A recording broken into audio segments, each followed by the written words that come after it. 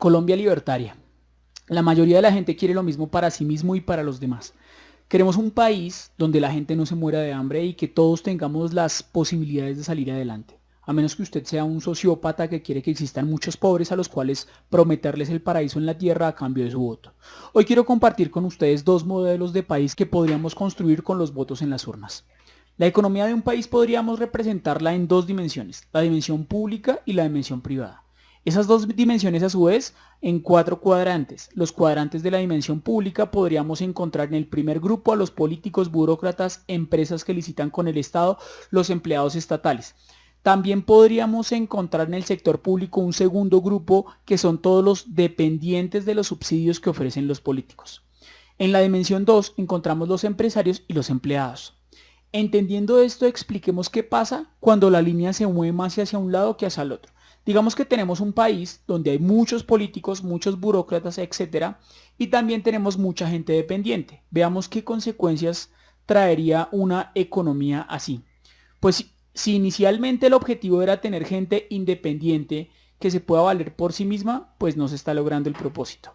Pero por otro lado tenemos que entender que el sector público no genera riqueza. Los que generan riqueza son los empresarios. Esa es su única función, ya que deben estar pendientes de cuáles son las señales del mercado para identificar las oportunidades de negocio y poner en riesgo su capital.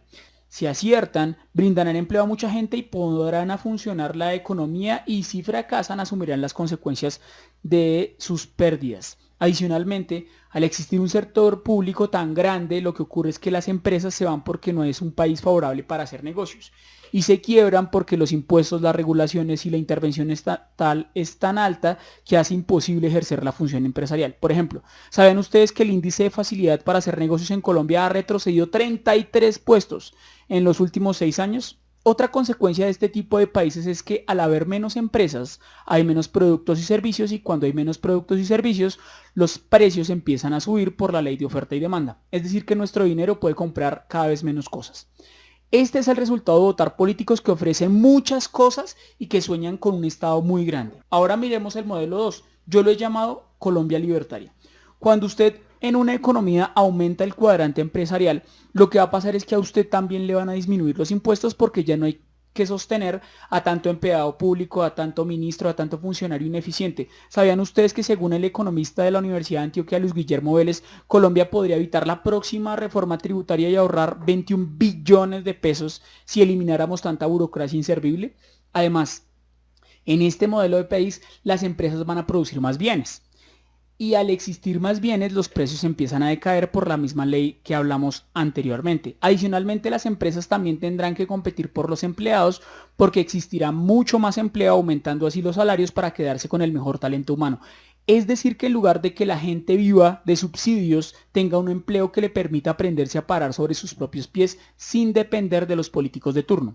Sumado al anterior, si se disminuye el tamaño del estado del dinero disponible para que los políticos se puedan robar, cada vez será menor. Recordemos que incluso en la alcaldía de Claudia López, la adalid de la consulta anticorrupción, existen escándalos de corrupción, como el que ocurrió el 18 de marzo de este año, donde fue capturada por la Fiscalía una funcionaria de la Secretaría de Salud de Bogotá por direccionar contratos por 3.000 millones de pesos. Entendamos que la única solución para acabar con la corrupción es que los políticos no tengan nuestro dinero.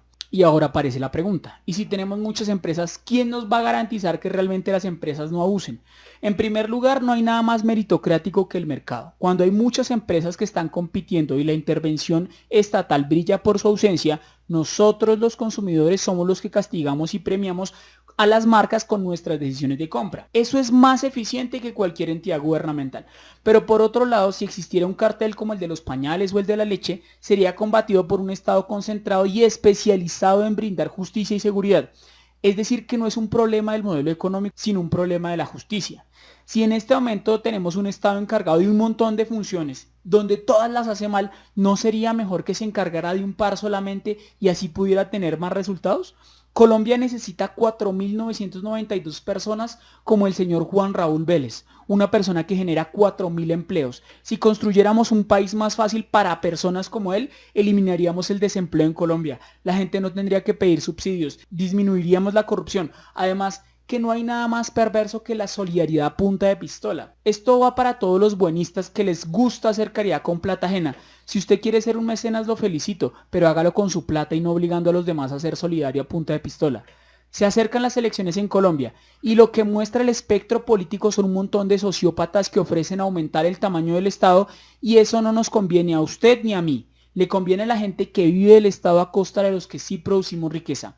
Y en la medida en que usted lo entienda y se lo pida al político de su región, los políticos lo ofrecerán porque necesitan de su voto.